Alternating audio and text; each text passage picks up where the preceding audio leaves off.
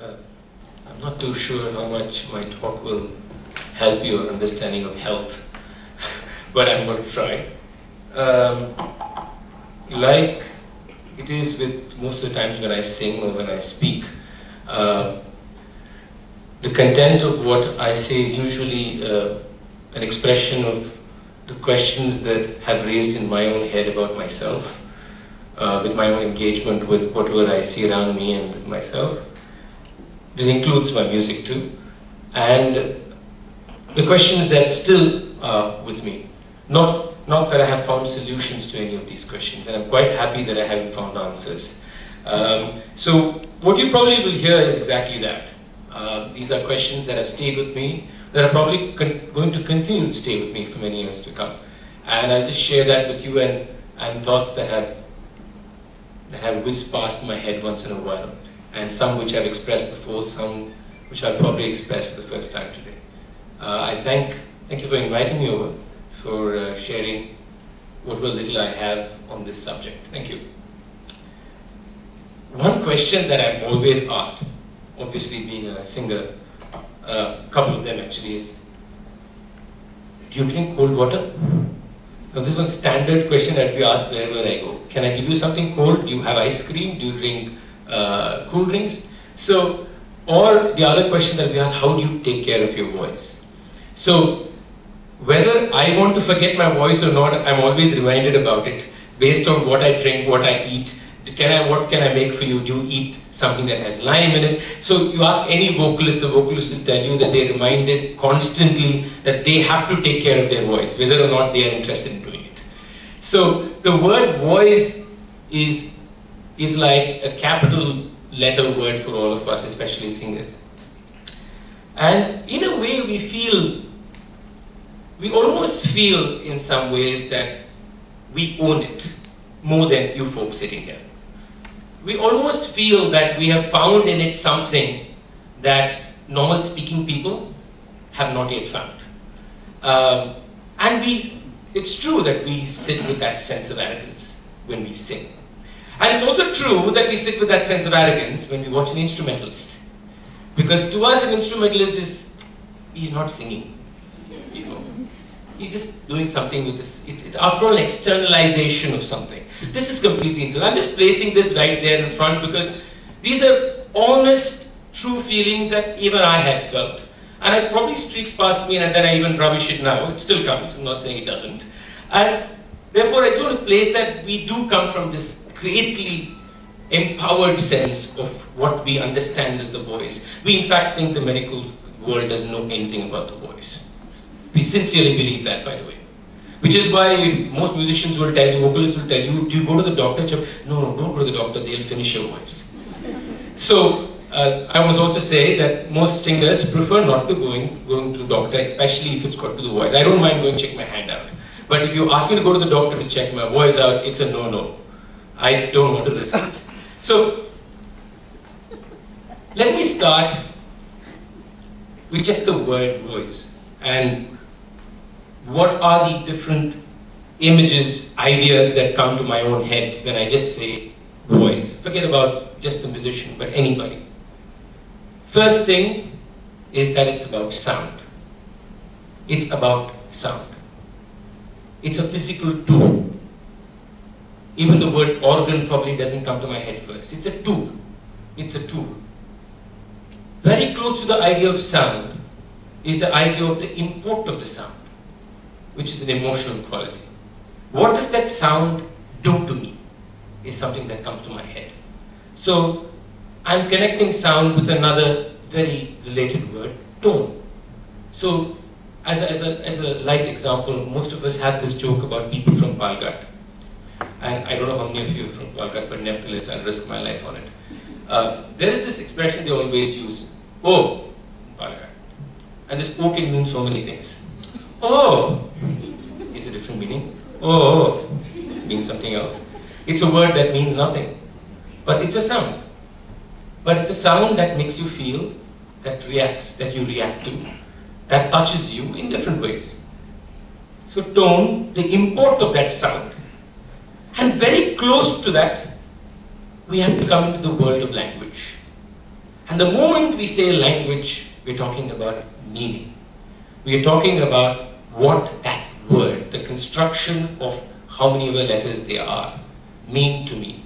The letters by themselves are only sound, but put together and expressed as a compounded sound, it becomes something more. So what O means to you and what often means to you are very different things. But then the word does not have one meaning. Because when you hear a word, you perceive the word. Therefore, even the word which is part of sound means so many different things to so many people. Perceptions, interpretations. And they come from habituation, they come from culture, they come from context, they come from your age, they come from where you are, they come from so many things. And once I say culture, context, the voice is also about identity. The voice is also about accent. You belong to this part of this country. You speak the same language, but it doesn't sound the same. So who am I? Almost a philosophical question. Well, it is a philosophical question. Straight away comes in the idea of identity. So again, the voice also means identity. The moment you hear a person's voice on the phone, without seeing the face, you're already placing the person in a context, in an age group, sex, in so many ways, in which part of the world they come from. And from the meaning of the words, you're already placing them in their understanding of life itself. So when you meet them, you actually work with what you've already determined is who that person is. The voice is a singular and a collective. The voice can be one person. The voice can be a collective of a group of people. But again, in that comes the collective becomes an identity. So sometimes in the collective voice, is there an individual voice? Or is the individual voice subsumed in the collective voice? Which voice are you listening to? When you speak to an individual in the collective, is it the individual you're talking to, voice you're hearing, or is it the collective voice? It's fascinating, isn't it? Just the word voice. It's just one word. And I'm sure you will come up with even more things than I have. And of course, the most important context we use the word voice is protest. Especially in the context of the subaltern, in context of the oppressed, in the context of those who are in the fringes of society. So, the moment we say voice, we hear protest. We hear raise your voice as a phrase. And one of the famous ways of protesting is to tape your mouth. People tape their mouths when they protest. And there, that is symbolic of what that voice or that mouth or that vocal cords as a collective means to us as a society. The voice automatically, inversely to this action, is also symbolic of liberty, of freedom, to be able to say what you want to say without the idea or without the feeling that you fear somebody. Then there is a very interesting thing we do. Forget about the meaning, forget about the accent, forget about everything else. With the texture of the voice, we also build character. Somebody who's very soft-spoken, who speaks very slowly, unlike how I did all this while, by the way, is already judged as a person of certain qualities. If I spoke like this, I'm very introspective. Why not? If I spoke like this, I'm somebody who listens well. All this can be a lie, by the way. But yet, the fact that I talk to you like this makes you feel very comfortable about talking to me. But when I say, I don't speak like that, I'm a person who's bullheaded. I'm a person who listens but hardly listens. I'm a person who's very opinionated. I'm a person who will ram down my ideas down your throat.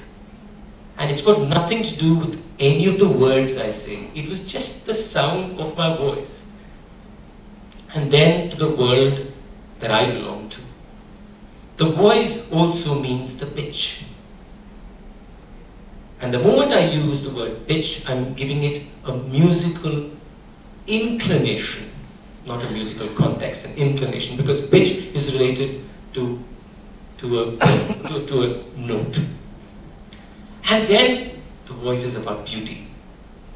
The voice is about that elegance, It's about that thing that transports you. That thing that completely takes you away because of the grace of what it does. And with that comes the world that I come from. The most fascinating thing about the voice is the fact that it's intangible. To me, that's the most fascinating thing. I can keep looking at you, and you're still here. But what I just said is gone. So I don't have a fix on it. I can't hold it in my hand and frame it like a painting. And that, I think, gives the voice a certain mystical kind of a feeling in us. You almost feel it's something that we can't really grasp, because you hear it, it's gone. But there's another fascinating thing. It's only gone literally. It's here. And the magical part is it's constantly there. It comes back in new avatars. Every time you will talk about something, or you will sing something that you heard will come back. There is this whole phenomenon called the earworm. I don't know if all of you heard about this, right? Where a song keeps sticking in your head. I'm not talking about only that condition, by the way. I'm just talking about very normal things, where certain things just remain. So the voice has gone, the sound has disappeared, dissolved, the person is not there, but the voice is still there. That's the most fascinating thing for us. And which is why I think the whole world, the oral world, is very intriguing. When you create domes that kind of vibrate differently and send sound differently, they create very interesting things in us, because I may be singing, but the sound is coming from there. That's such a detachment that you cannot get visually. Right? So, the voice can do many, many things. There is a famous Tirukural, which I will read out now, in this context of what the voice does to people. Teenal shutta pun ullarum arade navinal shutta vadu. It means if you have a burn because of fire, it will heal. But one that is, when you're hurt by somebody's word or somebody's voice, that will not heal that easily. And this is the Tirukural written, 1,000 years plus. And I think that tells you something about the power of the voice and what it can do, negatively or positively. Even in the visual art, when I look at a painting, we said the painting came alive. What do we really mean? That means we added two very significant things to the painting: movement and sound. We added to it. The painting comes alive because you hear what you see, because it moves. The most beautiful thing about a statue is not the fact that it's still. The fact of that is that in the stillness there is movement. Why is Nataraja beautiful? Because Nataraja is in motion. And you actually feel the motion of Nataraja. And that's the beauty. And he's also creating sound. You hear the sound too. So the whole fascinating thing about sound is that, and the voice, is that it gives you so many different things, all in a form that you can't hold in your hand. All in a form that stays right here. But we keep talking about the voice, and we cannot talk about the voice if we don't talk about the fact that it's got to do with listening. The auditory apparatus is the most intrinsic part of the fact of the voice. If one of the two is not there, it really doesn't matter. So I always say that there's a difference between hearing and listening. We all hear. I don't know how many of us who really listen. Because when I give you an example of my classroom, when I take class, and I've used this example before because I still find it fascinating. So I had this student in front of me. People kept asking me what I'm going to sing today, so I am going to sing a few lines to just satisfy them so they don't go back complaining. So I had the student in front of me. I had this line of music. I'm going to just think of a line right now.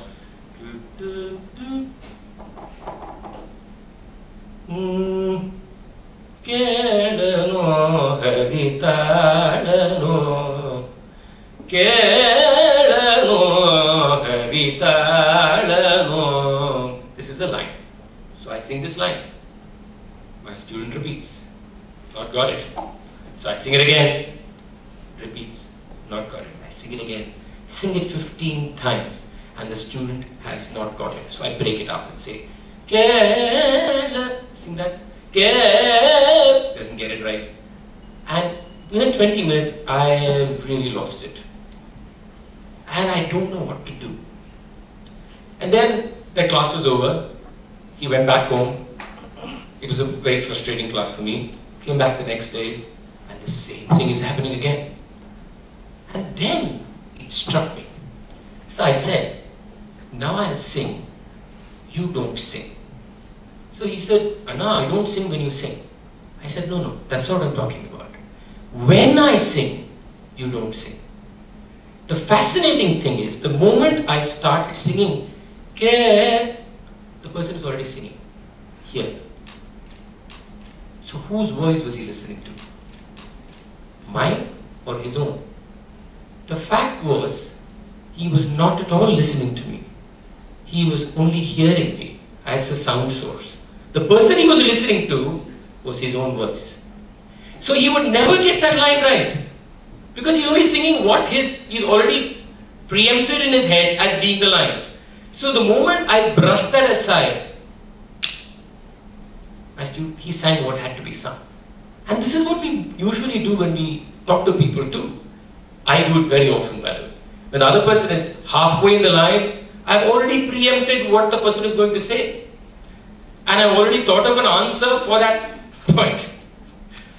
This is a usual argument in my house. That's why I'm so aware of this happening.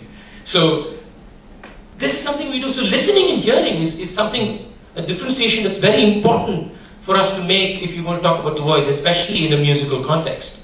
Beyond the musical context too. And what was really said, what was really sung, is something that we always grapple with. Now let me bring the voice to the world directly of singing. And in this context, specifically to the world of Carnatic music. Because that's where my experience lies as a person who's used his voice. You know, there's always this philosophical question that's asked. Was the voice meant for singing? Or was the voice meant to speak? You'd answer, and for that we're not going to find that. But the fact is, we are looking at expressions. And the beauty is, we make this mistake very often of putting into one basket all forms of expression. So every expression, oh, this is also a form of expression. But the fact is that we need to be a little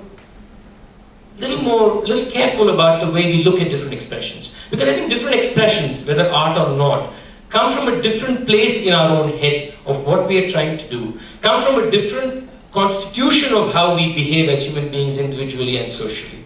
So expression itself is multidimensional and needs to remain multidimensional in a society rather than just be expressed as Carnatic music is one expression, rock and roll is another expression, or modern art is an expression, doodling is another form of expression. No, they're all very, very different beings, and we have to be a little careful when we put them all in one basket, which we do very often. Especially with the arts, because I don't know why, I think arts are the most convenient things to throw in one basket. So as an artist, I would prefer that we don't do that. But let me think of my childhood as I learned music. I started learning music when I was about 6 years old. I was told I had a decent voice and I could repeat whatever my mother sang then. So they put me to, as they say in Tamil, Patu class. And my teacher came home and I learned. And as I was thinking about this talk, I was trying to remember what I really thought about the voice then. The fact is, I don't think it even registered to me, not even then, until I was about maybe even 20, that the voice was actually something in me that was actually expressing the music. To me, the music and the voice did not seem like two different things, you know. So as a child, when I was asked to sing, they said sing, I sang. Where did it come from? I don't know. I opened my mouth, the sound came out. That's all. And that's all I was interested in. I wasn't interested in anything else. Not all this intellectual mumbo jumbo that's happening today. The fact is that the sound came out. If the sound is not okay, my guru said, it's not like that, sing like this. I tried singing and I sang. And I did this for years. The only thing my teacher used to always tell me, and in Tamil, is, I'll say it in Tamil and then in English, Vaya Tharanda Padam. And this is something that people have told people for 200 years. Every teacher means open your mouth and say. Okay? And if you didn't open your mouth, they'll say, what, do you have some laddu in your mouth that you can't open it? These are all this is all part of learning that everybody hears. Okay? Every music student who's serious would have heard this from their teacher at some point in time. Or they'll say, why can't you open? They'll say, why are you whispering?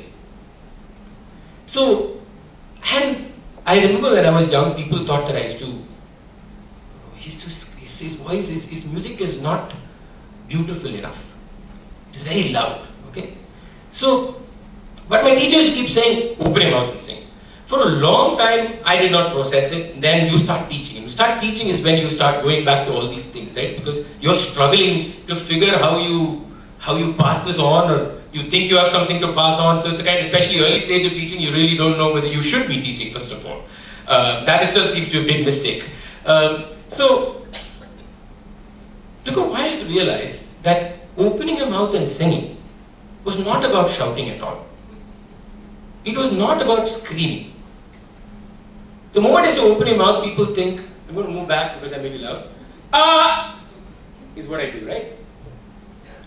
This is basically I'm forcing the sound, or I'm making a very conscious effort to produce the sound, so I hope it reaches the gentleman sitting in the last row. The thing about opening your mouth and singing is actually, it's literally that. Just open your mouth. Not and you saw the sound difference, right? The most beautiful thing is the second one which I did will reach you much more beautifully and stay with you than the first sound. The first sound will come and go.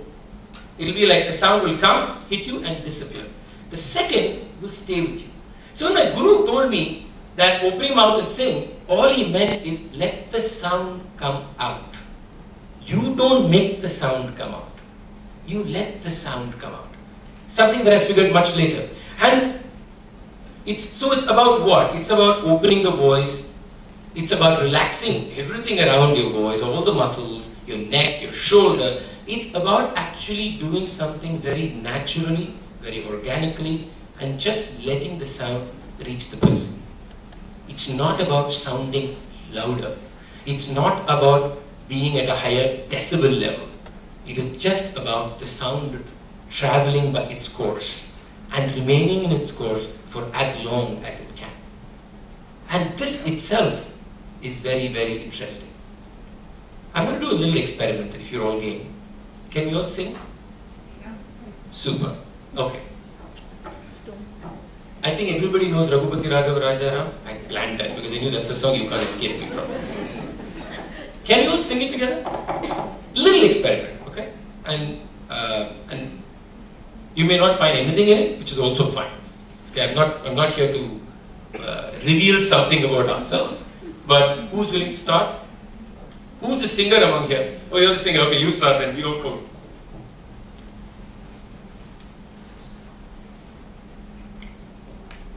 Should I just start? Yeah. Just sing.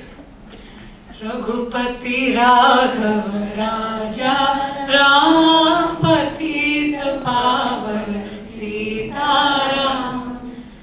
Raghupati Raghav Raja Ram Patita Pavan Sita Ram. Ishwar Allah Tero Naam Sabko Sanmati De. Shut your mic off.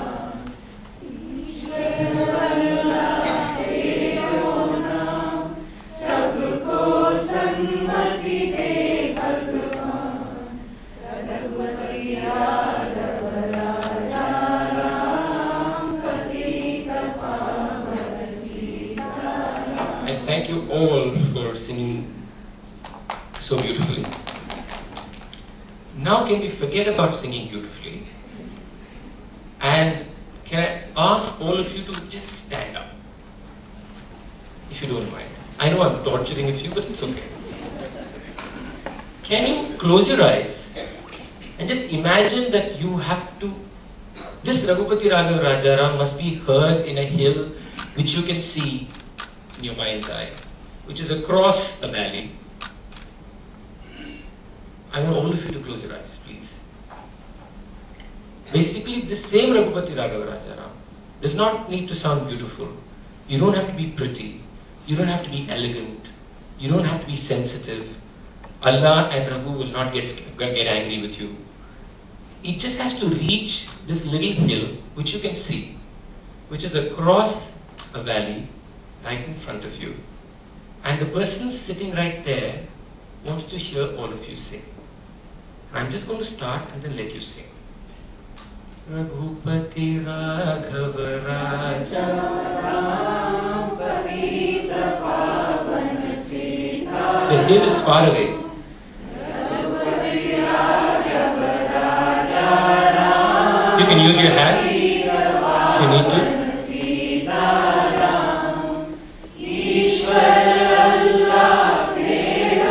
The gentleman still can't hear you.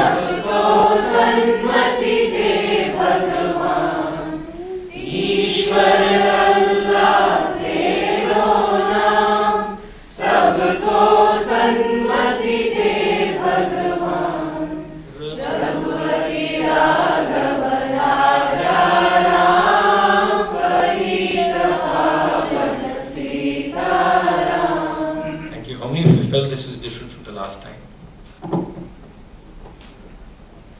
Okay, that's all I need to know. I don't want to know what was different. I don't want to know if it was better. And I don't think that's the point. The point was it was different. And Close Your Eyes did something to it also, I know. The point is exactly that, of the fact that it was different. And this is what my teacher was telling me. Something that we had to do this way, my teacher was telling me in very simple terms. And I've just written down my explanation, what about sounding beautiful, pretty, elegant, graceful? And that's what we all try to sound. Even if we don't sing. When we say, I don't like singing, I'm scared of singing, we are scared because we don't sound pretty, graceful, beautiful, nice, elegant, blah, blah, blah, blah, blah, blah. Singing has got nothing to do with that. Singing has got everything to do with what you tried doing the second time that you sang. And that's what we essentially are trying to do when we sing. So what is this about training my voice? So when I'm going to learn Carnatic music, I go to a teacher. So what is this? So I have a voice, I'm told I can sing decently. So what is it that I'm learning from my teacher? And I'm going to explore this to some detail here because it will be linked again to something else. The first and foremost thing in the training sessions that we do is the fact that your muscles and your vocal cords and all the attached muscles, your neck, have to get used to producing sound of pitches. Okay, notes, swaras, whatever you call it. So, again, about opening the voice, about being able to register, unlike a violin where you can see where every note is in place. Here you don't see it. So to be able to know what happens naturally to the mechanism as I go from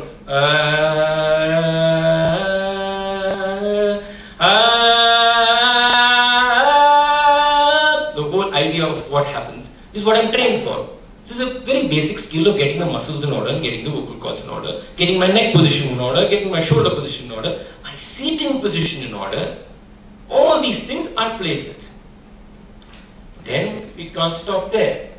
So then we have to say, okay, we have to move to the next stage of being able to make movements that are required. It's very different singing two notes and then saying, connect them for me. My little daughter, my second daughter is now learning music, and not from me or from my wife, both of us being musicians, but from somebody else. And the most difficult thing for her is to do that connection. If I say, da, ni, so I tell her, think of the knee as being on da. Da, ni. So it's very interesting. So the mind has to operate in a very different way. So therefore it has to be able to translate it to the way the voice produces the sound. And therefore you start learning about movements. Then you start going to the next step. Okay, you know the movements. And along with this, something fascinating is happening. Is that you're gaining what we could call, and only could call, knowledge. because I really don't know how much of it is knowledge and how much of it is just pattering of information that is just in my head. But it comes to me, suddenly I learn names. This is this raga, this is this tala. So this raga means this is the kind of movement. So I start associating the kinds of movements to identities of sound. So grouping identities of sound is happening in my head. Then my voice knows which are the sounds that need to be grouped together, which are the sounds that cannot be grouped together. So multiple identities are happening in my knowledge gathering, which is again being supported with the physical ability of being able to translate that into sound that I can first hear, let alone you. And when all this is happening, something happens in the Carnatic world. We first tell the swara, Sarigamapadani, we keep singing it. Then the idea of text suddenly comes in. And that somehow dynamically changes the way our mind thinks of the voice. All this while we were saying things that don't have meaning, don't have language, don't have sounds that I relate to places, only a cultural context of my own. So when I say Sarigama Padanisa, I understand that cultural context of being in that environment of music, maybe a Brahmin family, all that goes into it. Suddenly I am saying words. I am saying one of the Geetams, Keraya re, Keraya, we need to sing it. Keraya re, Rano kere ke jalli. Suddenly I am saying words. Then I don't know, how do I say that word? Is saying the word different than saying the swara? All this is, by the way, happening unconsciously. Because I'm probably young, I'm probably just 10 or 11. And I'm just singing this and getting used to it. And the most important thing that teacher will tell you is just keep repeating it. Don't ask me questions. If I say sing it 10 times, sing it 10 times. And now I can say, oh God, that's not how learning should happen. But there was something very fascinating and important about the fact that I didn't ask the question that time and I sang it 10 times. Because only because I sang it 10 times, do I remember it enough for me to ask the question today?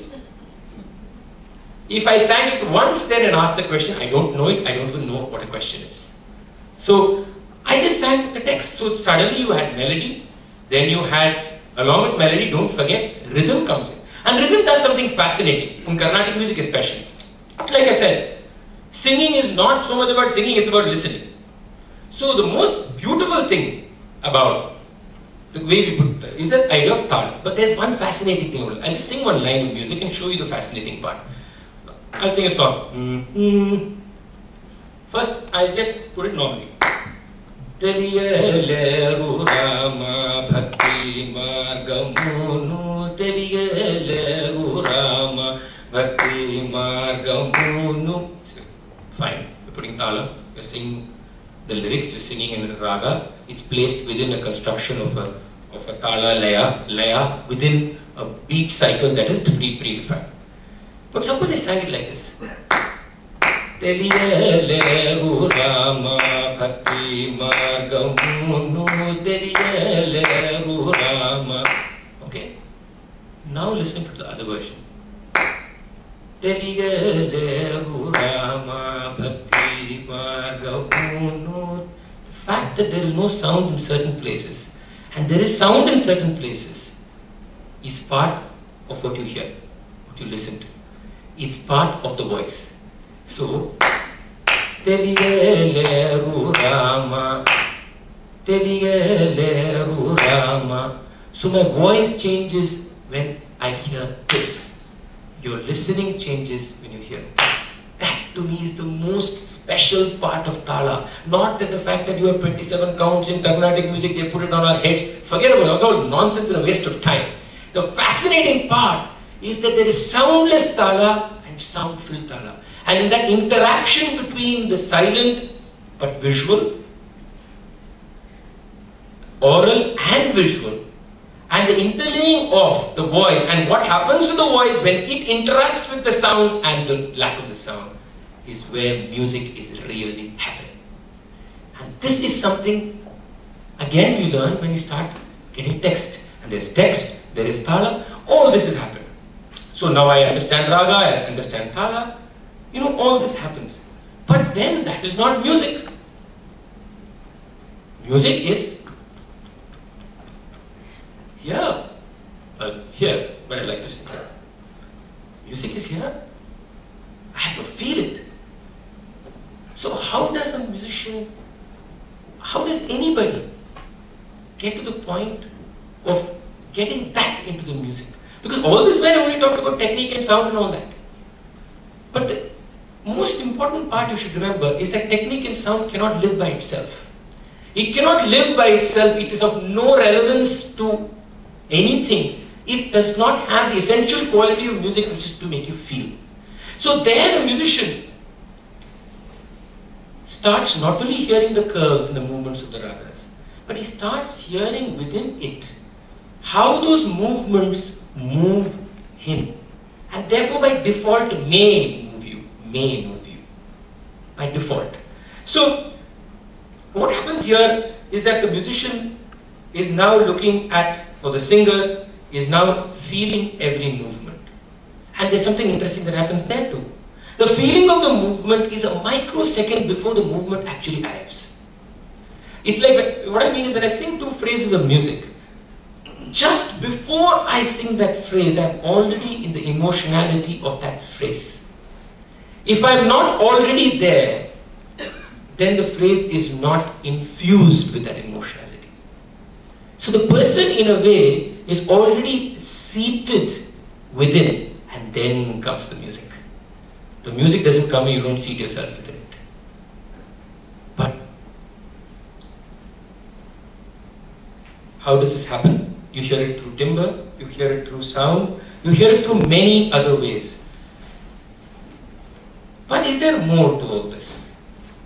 Is there more to all this? Okay, I'm touched by this raga, or I'm touched by this composition. Is there something more?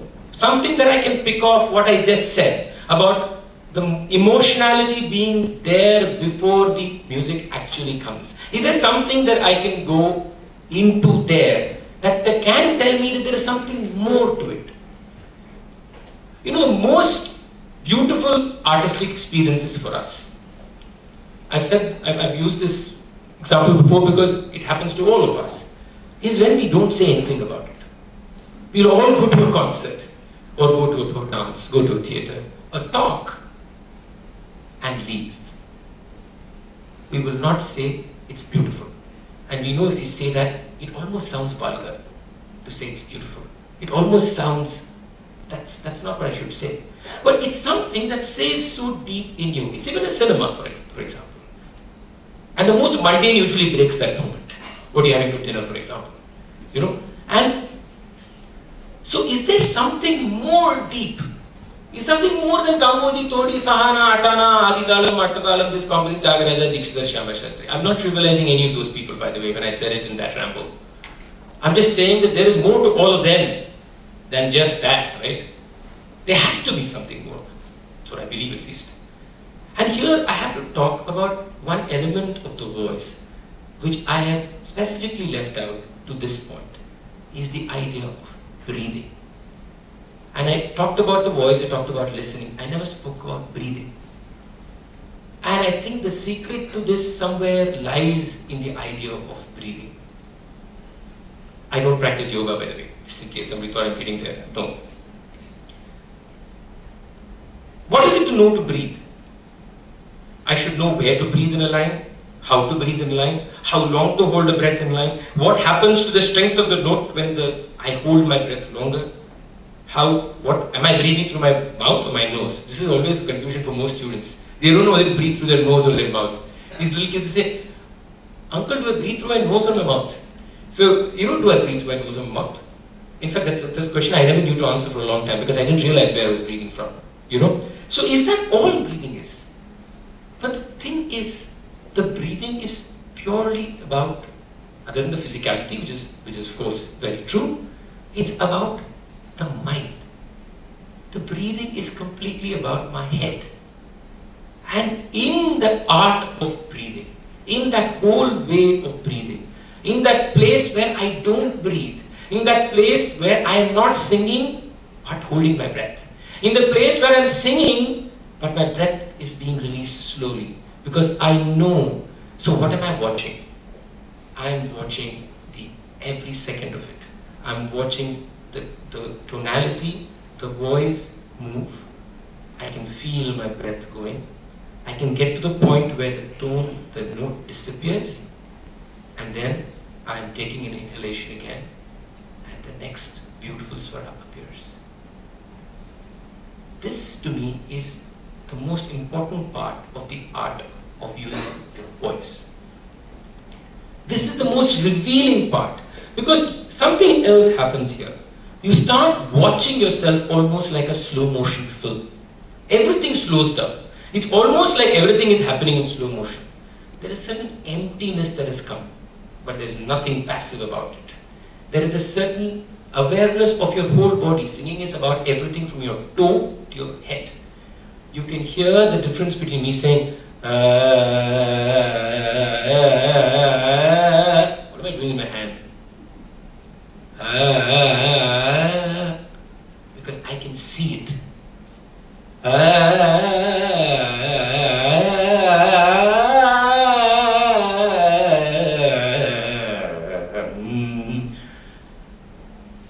also heard myself breathing after I finished that phrase.